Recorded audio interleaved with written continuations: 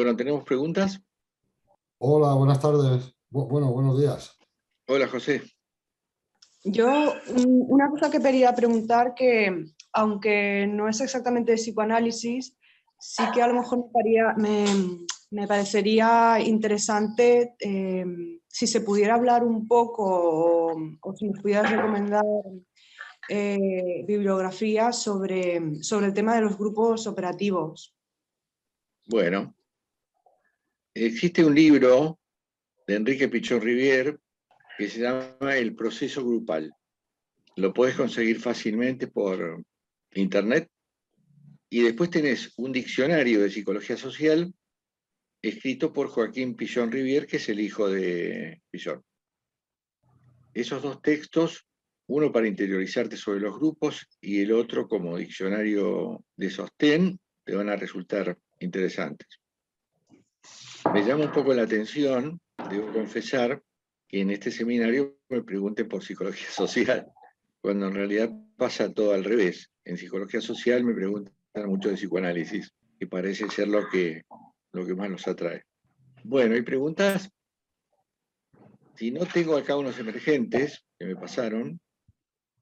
Uno de ellos tiene que ver con el falo, que es un concepto central en psicoanálisis. Obviamente que si ustedes van al diccionario de la lengua española, van a encontrar que es sinónimo de pene, pero el falo no es un pene. Para no entrar en disquisiciones complicadas de la teoría, en donde muchos autores caen, lamentablemente, vamos a decir que el falo se relaciona con dos cosas. Por un lado con el poder y por el otro lado con la falta. Ustedes saben que la falta es el motor de los procesos humanos. Nosotros andamos por el camino por el hecho de que nos falta algo. Nos faltan muchas cosas. Somos inacabados. Somos, como dice Lacan, no todo, que es un término neológico que significa que además se escribe todo junto, no todo, el no todo. El término falta en Lacan es equivalente al término castración en Freud, castración simbólica. La castración simbólica es la noción por la cual uno accede a la idea de que somos finitos, estamos en falta, no estamos terminados. Por eso seguimos hablando.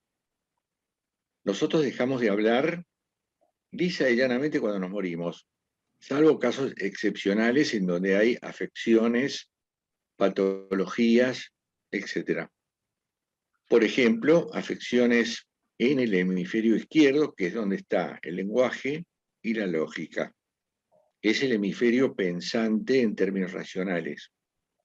El derecho es el hemisferio intuitivo, el creativo, el fantasioso, por decirlo de alguna manera.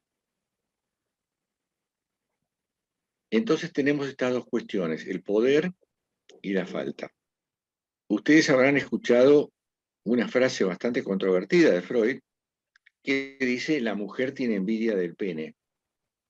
En principio podemos decir que esto sucede en los niños. En los niños que están en un mundo con cierta pobreza simbólica, en donde son muy literales. Acuérdense que los niños no comprenden las metáforas, los chistes, las ironías. Por lo tanto, hay que tener cuidado con lo que se les dice. En presencia un varón y una mujer y una nena desnudos, aparece esta pregunta. A vos te falta algo, le diría el varón a la nena. Y la nena, que tiene un equivalente femenino que se llama clítoris, dirá, bueno, ya me crecerá.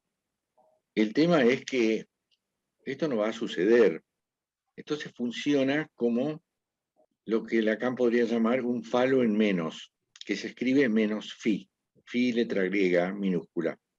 Porque imaginariamente, hablamos del registro imaginario, se confunde pene con falo.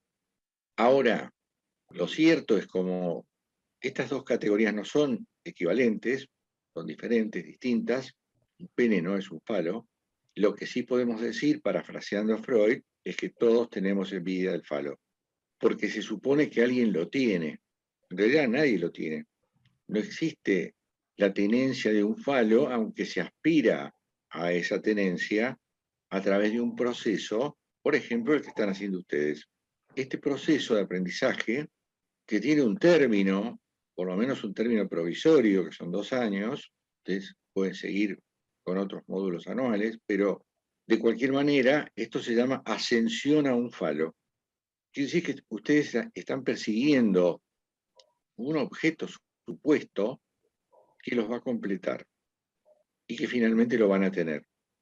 Lo cierto es que nadie lo tiene, pero esta suposición de que alguien lo tiene implica que, por ejemplo, alguien pueda decir, fulano lo tiene porque es rico, porque tiene mucho dinero, o porque tiene un ejército, o porque es muy exitoso en el amor, o lo que fuere. De manera que el falo es un operador, en realidad. Esto viene conectado con la otra pregunta que han hecho sobre una frase muy controvertida de Lacan, que dice la mujer no existe. La mujer no existe, pero la con mayúscula. La mujer. Existen las mujeres, pero no la mujer. O sea, el prototipo último de la mujer. ¿Y por qué es esto? Por los contenidos inconscientes. Del inconsciente sabemos bastante poco. Inclusive Freud y Lacan tienen versiones diferentes. Para Freud, el inconsciente es el espacio donde están las representaciones reprimidas. ¿Qué son representaciones? Son figuraciones de objetos o de escenas o de situaciones o de personajes que están sujetos a la barrera represiva. El ejemplo paradigmático de lo reprimido es el deseo incestuoso. Reprimido no quiere decir inexistente o desaparecido, todo lo contrario, está muy presente, pero está inconscientizado. Si yo les pidiese a ustedes que imaginasen ahora una escena incestuosa en ustedes, tal vez no podrían hacerlo, o tal vez lograrían hacerlo con mucha resistencia, porque además imaginarían una figura parental, un padre o una madre, desde el punto de vista del adulto, pero no podrían ustedes retrotraerse a la infancia en donde estos objetos de amor y de deseo efectivamente lo eran. Por eso luego, en algún momento del desarrollo infantil, que coincide con la fase fálica, o sea, la tercera fase donde la libido se desplaza a lo que llamamos las zonas erógenas, en este caso los genitales, da lugar a esa actividad infantil necesaria que se llama masturbación infantil, en ambos sexos. Necesaria pero tabutizada, por lo tanto perseguida. Como en el varón esto es más evidente, quizá más chocante porque coincide el exhibicionismo infantil como perversión y la masturbación, entonces a los adultos les resulta chocante la visión de esa escena y aparecen las persecuciones. Aunque nadie diga, ningún padre diga, por ejemplo, te voy a castrar, te voy a cortar ese miembro que te da tanto placer y que además estás pensando en tu madre y que además estás pensando en eliminarme. No hace falta esas palabras.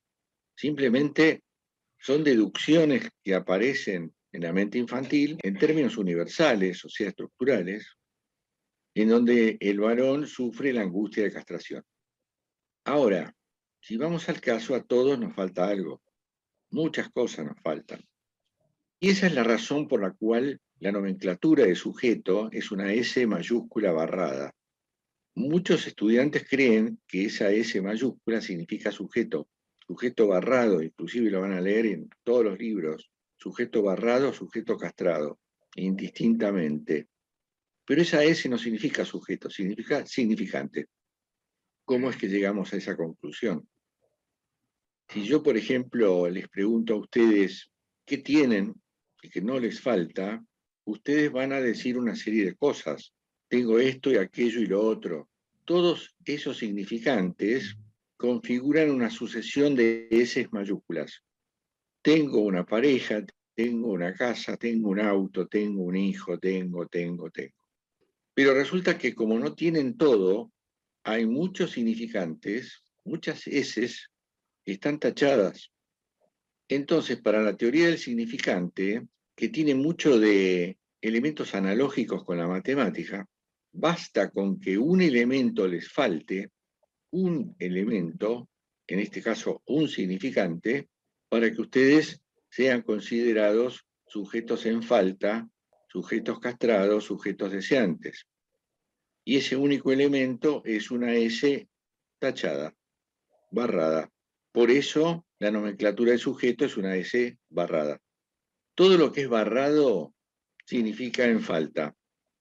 Hay otro concepto en psicoanálisis que es el gran otro, que se escribe A mayúscula, porque otro en francés empieza con A, y esa A mayúscula está representando una entidad elevada por sobre nosotros, cuyo primer exponente corporizado es la madre, el primer gran otro, A mayúscula. Ahora, ¿por qué creen ustedes que necesariamente esa A debe ser barrada? Debe ser escrita barrada. No es una pregunta retórica. Porque siempre, ¿Y cómo sabemos que está en falta? porque siempre uno va a querer más de la mamá, más demanda va a tener. Sí, pero ese es el hijo. Ah, sí, yo me puse en la posición del hijo. A ver, José. Bueno, yo diría que porque precisamente desea tener el hijo. Exacto. Porque hay un deseo puesto en juego y siempre hay una correlación punto a punto entre la falta y el deseo. No existe deseo sin falta, ni falta sin deseo. Entonces, esa madre, por haber adoptado a ese hijo y por haberlo deseado previamente, queda nomenclada como una A mayúscula barrada, tachada, en falta. Ahora, hay una coincidencia que es importante para el psicoanálisis y que conecta con lo que dije al principio sobre la falta del pene, sobre esta idea infantil de que a las mujeres les falta algo. Esto Freud lo catalogó como premisa universal del pene. Esto significa ni más ni menos que para un niño, y esto puede resultar chocante, para un niño la mujer es un hombre castrado. O sea que lo entero, para la mente infantil, sería un hombre.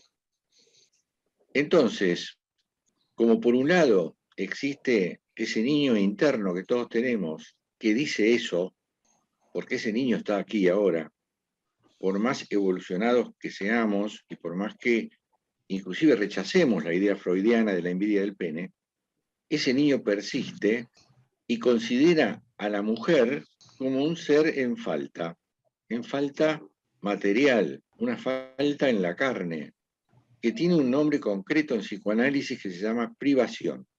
¿Ustedes saben lo que es un eunuco? Sí, ¿Qué es un eunuco? al que lo castran. ¿Para qué?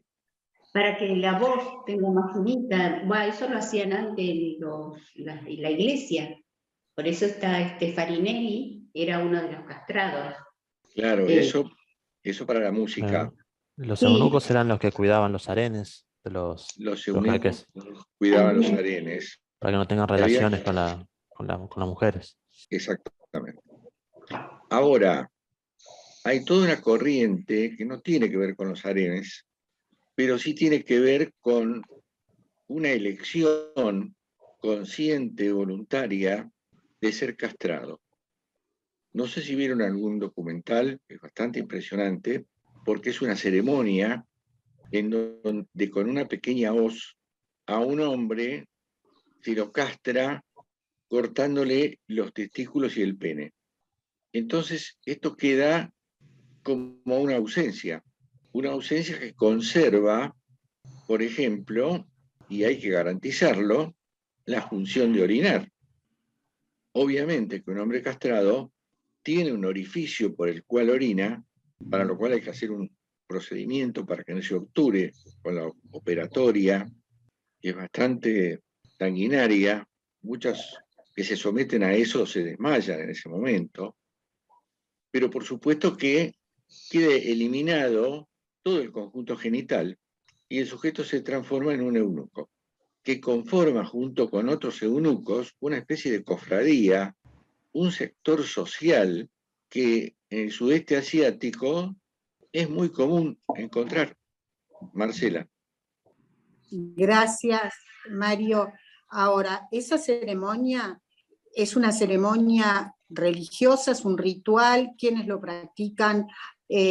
¿A qué edad se decide? ¿Es voluntaria? Eso, quiero saber todo eso, me impactó mucho. Es una ceremonia no religiosa, pero sí sectaria, porque el sujeto pasa a formar parte de una secta. Secta quiere decir sector. ¿Se practica actualmente? Sí, claro. En adultos, voluntariamente, que se prestan para eso porque quieren formar parte de la fratria de los eunucos. Andás a ver cuáles son los beneficios de esta cuestión. Pueden ser espirituales, pueden ser como un camino, como la expectativa de un camino a la santidad. Podría ser. Pero hay un detalle. El sujeto no deja de ser deseante porque le extraigan los genitales, ¿eh? Por eso cuando se habla de castrar a los violadores por medios quirúrgicos o químicos, eso no elimina el deseo, ¿eh? Entonces ese violador, como el deseo lo sigue teniendo, te viola con cualquier cosa, con una herramienta. De manera que ignoro cuáles son los alcances de esta fratria, porque lo cierto es que los documentales que yo he visto son bastante impresionantes, bastante impactantes. Hay que bancárselo, mirar eso, ver eso, que tiene tanto que ver con nosotros y sobre todo con la, vamos a decir, con la comunidad masculina. Freud, por ejemplo, dice que para un hombre la visión del genital femenino es paradojal, porque por un lado atrae y por el otro lado le trae a colación la idea de la castración. Entonces produce a la vez horror. Eso es lo que dice Freud. Perdón, pero ahí no sería compatible entonces con estos eunucos, porque él aspira a esa castración, el que hace esa práctica. Sí, claro. O sea, pero tampoco tiene que ver con la mujer, o sea, tiene que ver con querer ser solo espíritu, no sé. No. No sé cuál es la parte espiritual de la cosa. Insisto, no profundicé en el tema.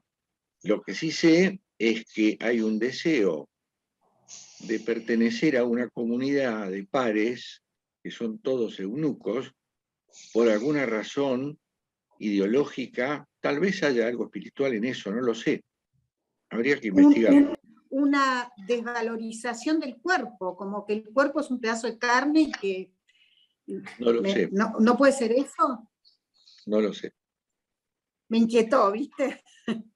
Es muy inquietante y la verdad que no me lo puedo imaginar, pero lo podemos investigar, para eso está Google.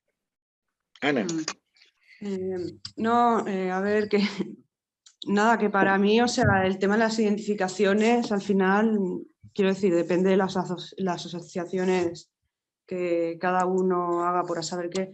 Pero lo que quería comentar es que a mí, cuando era pequeña, me pasaba que en realidad yo le veía la falta a los niños varones, porque los veía todos iguales, me parecía que se vestían de manera muy sosa en comparación con, yo qué sé, los vestidos de las chicas, el pelo largo, los peinados, los colores, todo eso.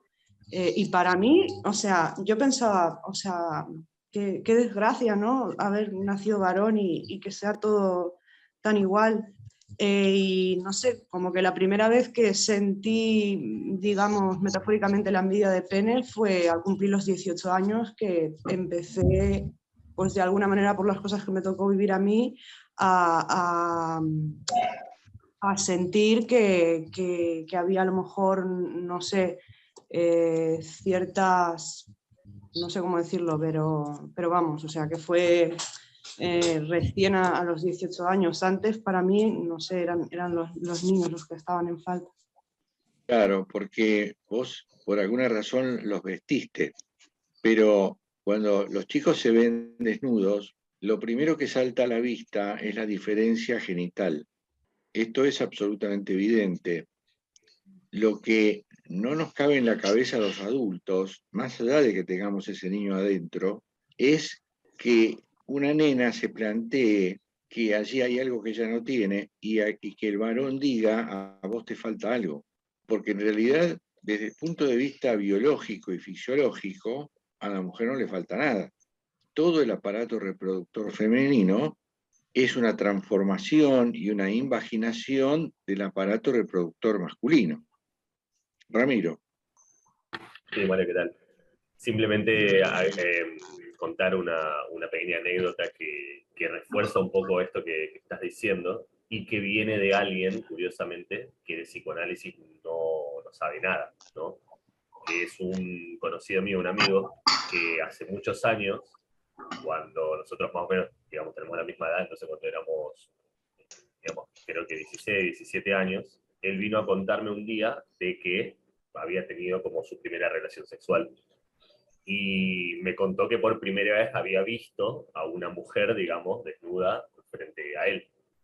Y claro, en ese momento yo tampoco sabía demasiado de psicoanálisis, me interpreté mucho después que él me contó, que yo le decía, bueno, y un amigo así como interesado, ¿no? Le decía como, ¿cómo estuvo? ¿Qué sentiste? ¿Qué sé yo? Y me dijo algo que siempre se me quedó grabado, que me dijo, estuvo todo muy bien cuando estábamos empezando, pero cuando ella se baja, digamos, la ropa interior, y yo le veo, digamos, su genital, me dijo, yo sentí, viste, como cuando ves a una persona sin un brazo por la calle, que te da como una sensación como de que, como, uy, acá hay algo como extraño, ¿no? Extraño, que es llamativo, pero es extraño. Y él decía, me hablaba de esto, como si hubiera visto una persona mutilada.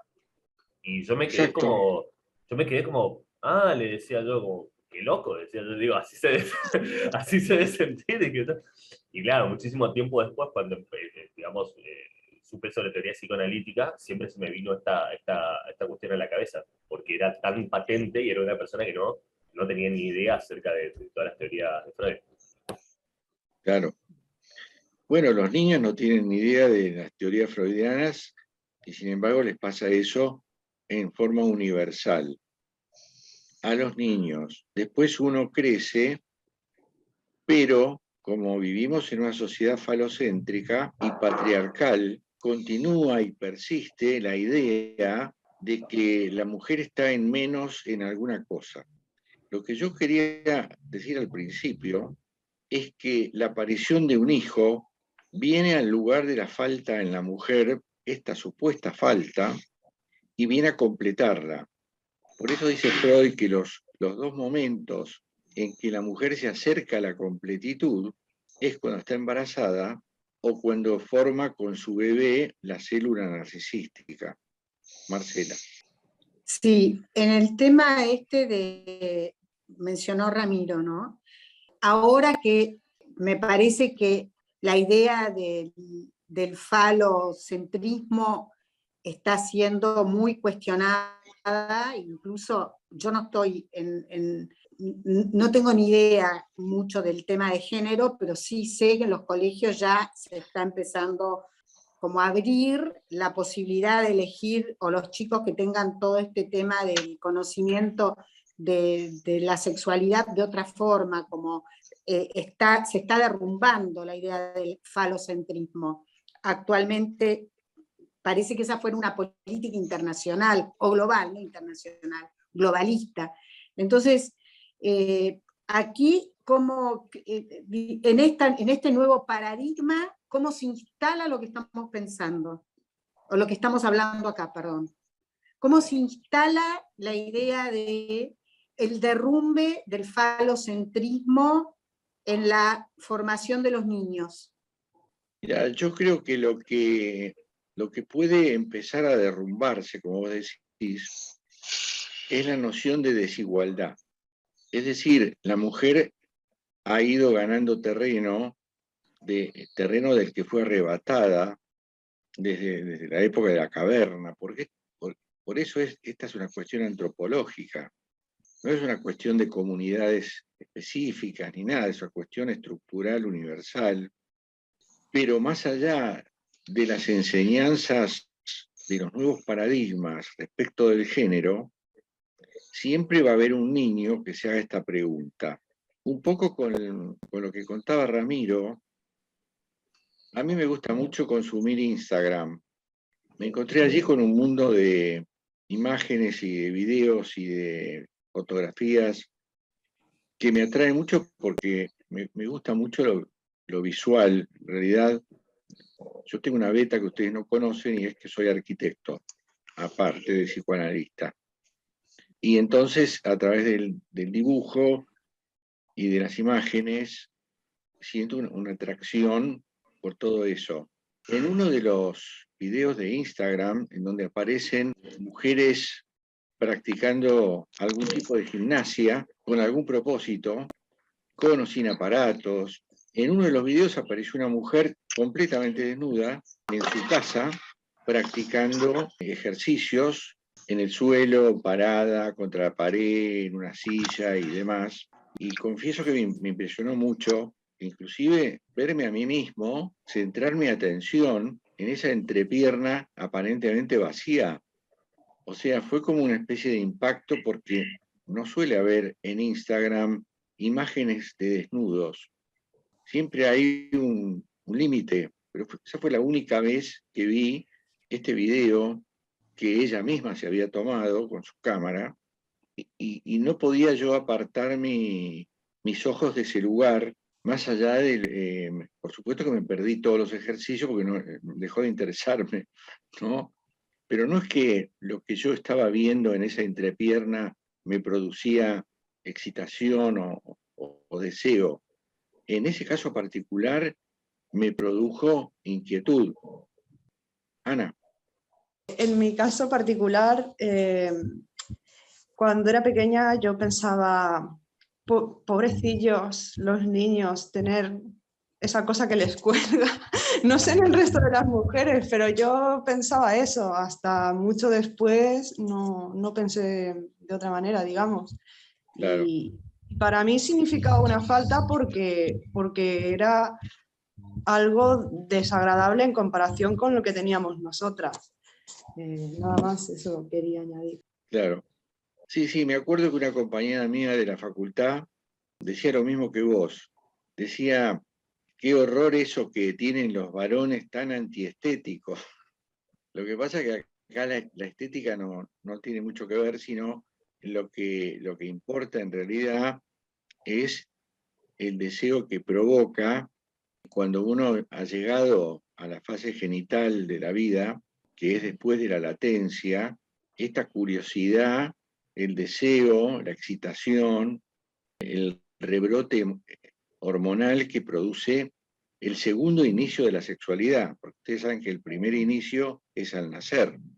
Nosotros nacemos a una sexualidad oral, donde hay una zona erógena muy concreta, que es la boca, en donde Freud compara el amamantamiento de un niño y su comportamiento, en donde está excitado, después mama furiosamente casi, y después se plancha y se queda dormido, lo compara con un acto sexual.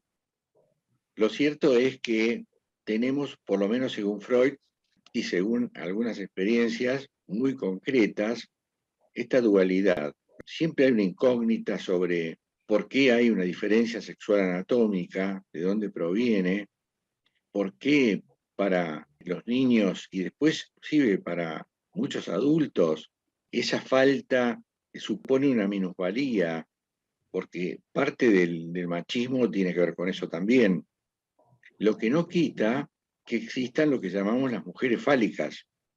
¿Qué es una mujer fálica? No es que tenga un pene, es que tiene un poder desde el cual, sobre todo en la estructura histérica, un poder desde el cual denigra al hombre después de haberlo idealizado. Por eso Freud dice, la histérica busca un amo para esclavizarlo, para denigrarlo. Freud dice que la histérica enfoca al hombre, en principio idealizado, como también en principio su padre fue idealizado y después denigrado, enfoca al varón idealizándolo, por ejemplo, por su saber y demandando información sobre ese saber, pero, según Freud, son palabras de él, no tanto como para apropiarse de ese saber, sino para encontrar el hueco, encontrar la falta, encontrar la falla en el saber del hombre. Bueno, son disquisiciones freudianas y después están los casos particulares, donde cada uno vivirá esto como puede. Pero la cuestión de lo fálico lo vemos en la vida cotidiana, que no conecta con un pene para nada, conecta con esta cuestión de un poder por sobre otro. Remite, si quieren, originariamente a la dialéctica del amo y el esclavo de Hegel, una cuestión que retomó después Michel Foucault en Microfísica del Poder, en donde plantea que la cuestión fálica está en todos los vínculos. Se dirimen cuestiones de poder y de sumisión en todos los vínculos, ya sea sutil o brutalmente, con todas sus variantes intermedias. Ahora, volviendo a la cuestión del inconsciente, porque la otra pregunta emergente era esto de que la mujer no existe. Ustedes hicieron dos preguntas correlacionadas, la mujer no existe y qué es el falo. A lo que se ha llegado en términos de teoría es que el inconsciente es una incógnita muy grande, pero hay algunas cuestiones que no están.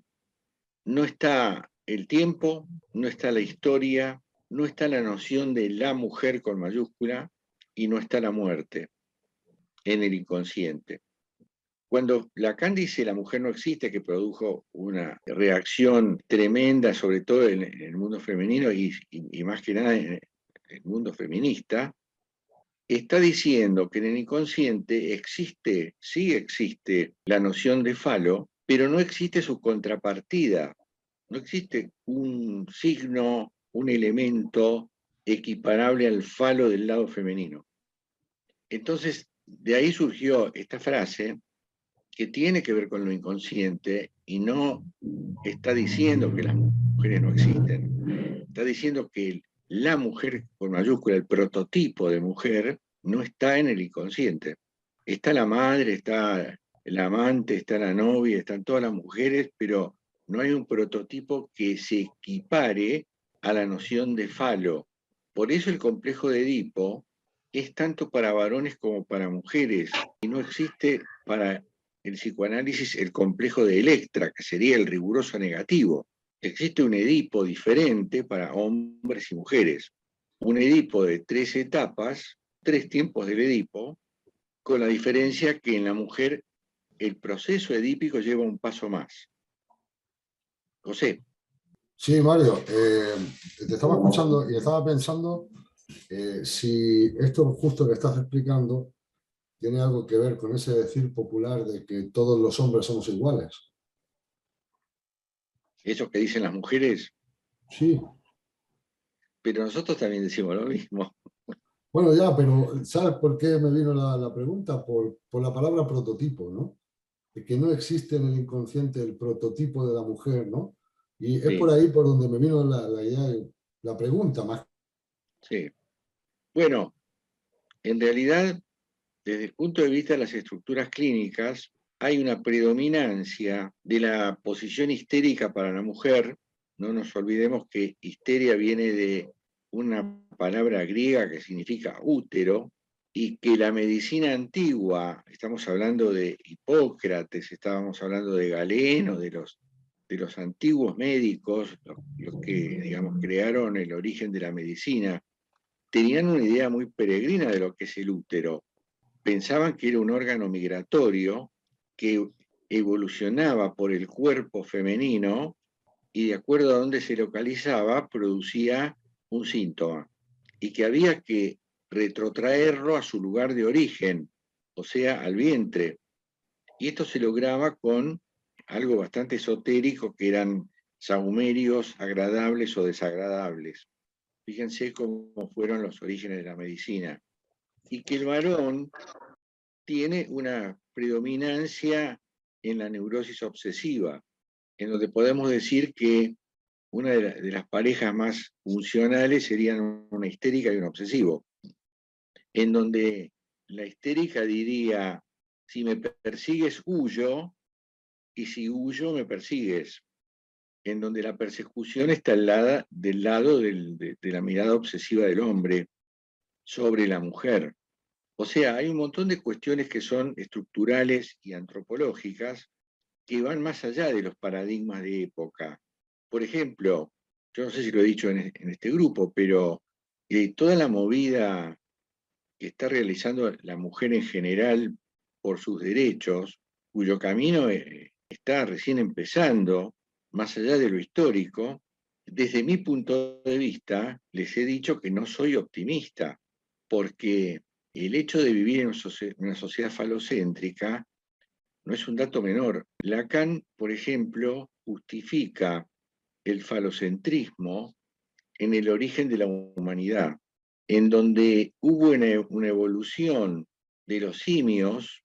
De hecho, nosotros somos simios parlantes que derivamos de una de las ramas más evolucionadas de los simios, que fueron los Neandertal, porque hubo otras ramas que se extinguieron. Entonces, Lacan hace eje en uno de los eslabones de la cadena de los simios, que se llama Homo erectus. El hecho de erigirse en la vertical evoca la erección del pene. Entonces, por lo menos para esta formulación de Lacan, hay una conjetura según la cual el origen del falocentrismo estaría dado por ese eslabón. Es una conjetura. Son teorías que yo diría que hay que tomar con pinzas, porque son producto de elucubraciones sobre hechos históricos, sobre casos concretos, sobre reflexiones que derivan de la clínica y cosas por el estilo. Ahora, por ejemplo, estamos en un momento de la historia de la humanidad en donde existe la multiplicidad de géneros. Siguen existiendo humanos con pene y humanos con vagina. Siguen existiendo y lo seguirán existiendo forever. Pero como lo que nos interesa pasa por la mente, hay que ver qué se considera una mente determinada en términos de género. Y por eso aparecen frases como, bueno, yo soy una mujer encerrada en un cuerpo de hombre, cosas por el estilo. Existen los transgéneros, existen un montón de variedades que inclusive han sido legalizadas, están legalizadas, lo cual no quiere decir que estén aceptadas por la masa. La masa generalmente va por detrás de estas cuestiones de legitimación, porque los prejuicios y los preconceptos son muy persistentes y tienen un anclaje muy sólido en las personas, más allá de lo que digan las leyes. Marcela. En este cambio de paradigma en el que, digamos, la mayoría de los seres humanos es falocéntrica y se siente, políticamente se siente, o sea, como que acá hay algo que baja de un sistema ideológico. Se siente que todas estas posibilidades que siempre existieron a través de la historia, a veces condenadas, a veces ocultas, lo que sea, estas posibilidades de diferentes géneros, pero se percibe en el aire, o se percibe, no, es concreto, como frente a una mayoría de una sociedad global, se empieza a sentir la instalación desde abajo, desde arriba, pero como queriendo ir a la raíz, porque la intención es transmitírselo ya a los niños desde pequeños, pero viene de arriba, de un fenómeno que pertenece a una minoría social. Es decir, es como, a ver, a una minoría social baja la línea de pensamiento, se instala en la raíz, a todos nosotros nos va a vamos a estar un poquito como desfasados, pero después esos niños ya van a crecer en un paradigma completamente diferente con respecto a todos estos cuestionamientos y teorías de género y de sexualidad. Entonces, esa es la inquietud de por qué llevarlo a... ¿Por qué se rompe desde un fenómeno de minoría, se rompe un sistema universal, digamos, de una mayoría? ¿Por qué se rompe? ¿Cuál es la intención de romperlo? A ver, te entiendo perfectamente lo que decís. Acá sucede que un fenómeno universal que no tiene que ver con el género solamente es el hecho de que se ataca a las minorías, se las excluye, se las considera el chivo emisario de la sociedad, cualquier minoría, ya sea étnica, religiosa, política o de género.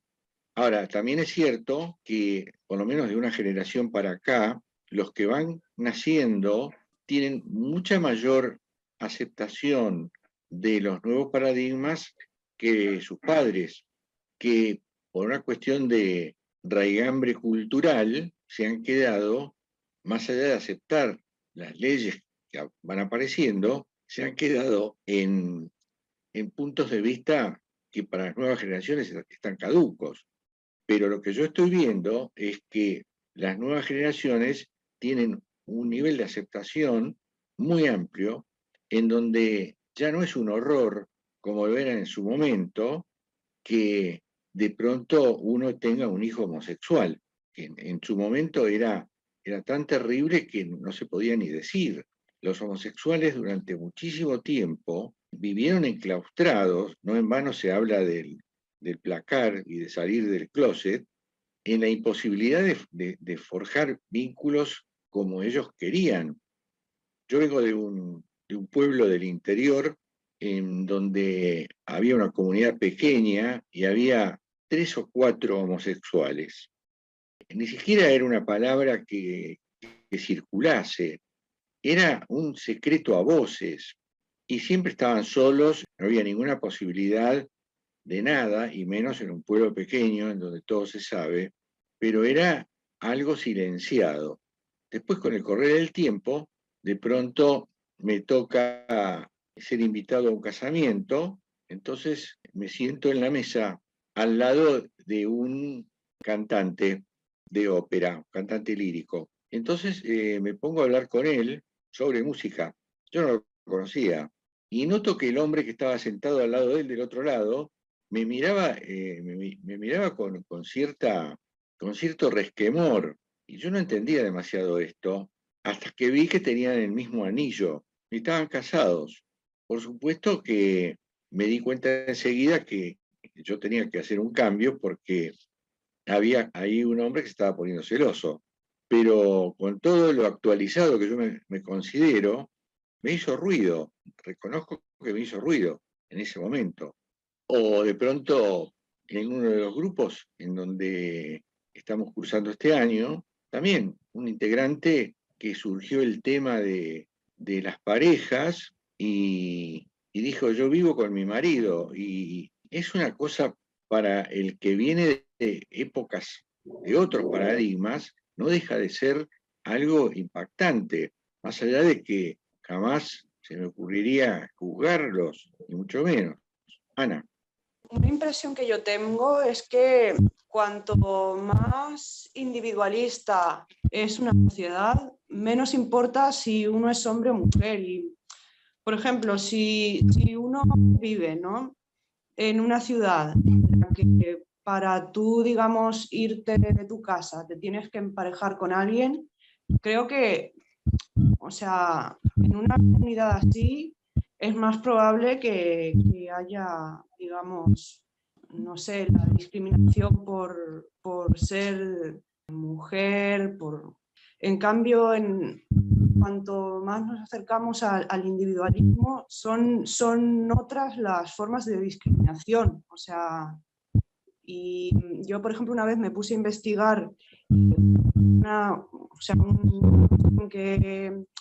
que se estaba denunciando de que las mujeres cobrábamos menos que los hombres. Y yo me puse a pensar, ¿pero cómo que cobramos menos? Todos los trabajos que he tenido yo, nunca he visto un hombre que cobre más. Y bueno, resulta que a partir de cierto nivel económico, pues sí que se da esto pues aquí en España, ¿no? Eso quería comentar. Claro. Silvia. Yo me acordaba de que cuando iba a la universidad, que estudié antropología, habían tribus que en el momento de iniciación del hombre tenían que ir a buscar un animal. Si no querían ir o si no lo cazaban, se los consideraba afeminados.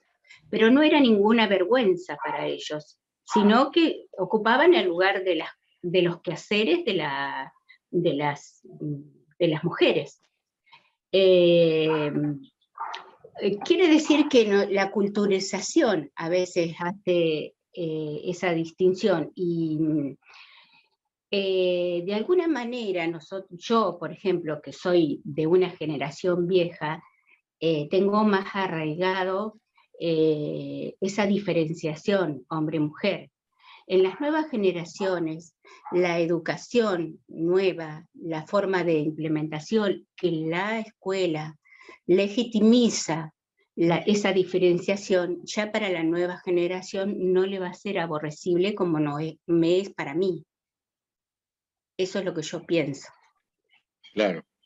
Bueno, ya que hablas de lo cultural, más allá y habiendo hablado de los eunucos que voluntariamente quieren pertenecer a una secta, por decir de alguna manera, diferenciada, también hay sociedades en donde desde hace siglos castran a las mujeres. A determinada edad les practican la ablación del clítoris, por el solo hecho de que es un órgano exclusivamente destinado al logro del placer. Y esto es, digamos, algo cruento, algo sanguinario, si se quiere, que las mismas mujeres rechazan, pero bueno, sociedades de hombres están obligadas a determinada edad a pasar por esa situación. Marcela.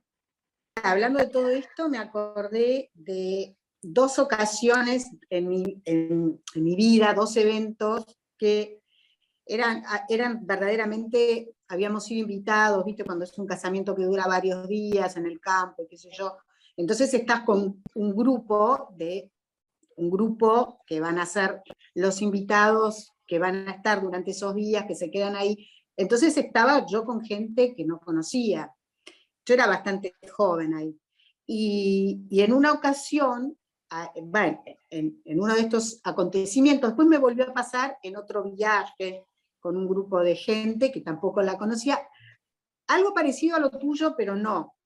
Es decir, yo empezar a entablar una conexión muy afín con un varón que, viste, cuando vos decís, qué tipo bárbaro, pero qué tipo bárbaro, como que ese enamoramiento, pero muy de que después cada uno se iba a su cuarto y qué sé yo, decía, qué bárbaro. 2 veces me pasó en mi vida. Y cuando se lo comuniqué a, por ejemplo, a mi amiga, como a ver qué onda, si es soltero, qué sé yo, no. Y es gay, pero no lo dice públicamente porque obviamente éramos chicos y, como decís vos, era otro momento histórico en lo que eso se ocultaba. Entonces yo me di cuenta que a mí me atraía la parte de que era varón, buen mozo, seductor, pero como que tenía una profundidad, una sutileza, una manera de ver, nada que ver con el varón tosco, rugbyer, cuadrado, en el círculo que yo me movía. O sea, entonces es más allá incluso de lo puramente genital. Hay algo del espíritu, no me importa si es gay. Te podés enamorar igual, pero te quiero decir, obvio, después bajado a la realidad, esa sublimación, te dan un cachetazo porque no va a pasar nada, pero puede surgir un amor sublimado, qué sé yo. Sí. Igual no sucedió con ninguno de los dos varones, que eran espléndidos, ¿eh? Es más, yo conocí, entrando, como una atracción, pero es algo como espiritual. Por ejemplo, yo estaba, esa es la tercera, pero no pasó nada, pero yo sabía que obviamente era gay, que fue un cantante lírico, que vos justo dijiste, me hiciste acordar, me desenvolvió todo esto que no me acordaba, de un cantante lírico que es el día de hoy, que yo me acuerdo cuando entró en la sala, que era una sala privada donde iban a cantar en una demostración, su prima que también canta, y él ingresó, vivía en Italia, y cantaba allá para todas esas noblezas y qué sé yo, era un espléndido. Y yo ya sabía que era gay, pero él entró y era un ángel, todo peinado, ya luqueado, ¿viste? Todo peinado para atrás, como rubio, caminaba con unos pasos que parecía que no tocaba el piso, de esa delicadeza, que no la tiene ni una mujer. A lo que me refiero es que era puro espíritu, no sé cómo decirte. Bueno, en general sucede que uno, en el caso del enamoramiento, uno se enamora de una persona, no de su género. Claro. Más allá del género. Total. Ahora, hay un autor, uno de los maestros de Freud, que fue en la clínica de la Salpêtrière en París, el doctor Charcot, que en una serie que se dio acá hace poco sobre Freud, en donde, no sé si la vieron, pero una serie muy interesante en donde aparece toda la problemática del inconsciente dramatizada, ahí se dice, según Charcot, en última instancia se trata de los genitales. O sea, esta cuestión del enamoramiento del otro, si no queda en el plano de la sublimación, como vos dijiste, o sea, desexualizado, estamos en problemas porque esta cuestión de enamoramiento, cuando no está sublimado, necesariamente tienes que ir a parar a lo sexual. Chicos, me estoy pasando de horario. Ramiro, ¿me ibas a decir eso? Exactamente. No, aparte de eso, simplemente agregar a lo que estaba, porque ya veo que ahora en el teórico en el operativo se está por armar con esto también, adelantar una cuestión de que cuando utilicemos, digamos, probablemente hablemos de la cuestión del falo y demás, simplemente recordarles que una cosa es orientación sexual, que remite, digamos, a la preferencia que tiene una persona con respecto al otro género o al otro sexo o a los géneros, y otra cosa es directamente lo que es el género, ¿no? Como normalmente lo conocemos. Y también simplemente plantear esto, que también queda revisión, y hay muchos psicoanalistas en este momento que están elaborando nueva teoría al respecto, de que también, además de esto que hablaba por ahí Marcela, de que hay distintos lugares donde se está pidiendo o haciendo la voz acerca de los géneros, hay toda una corriente que lo que está haciendo es abolir el género.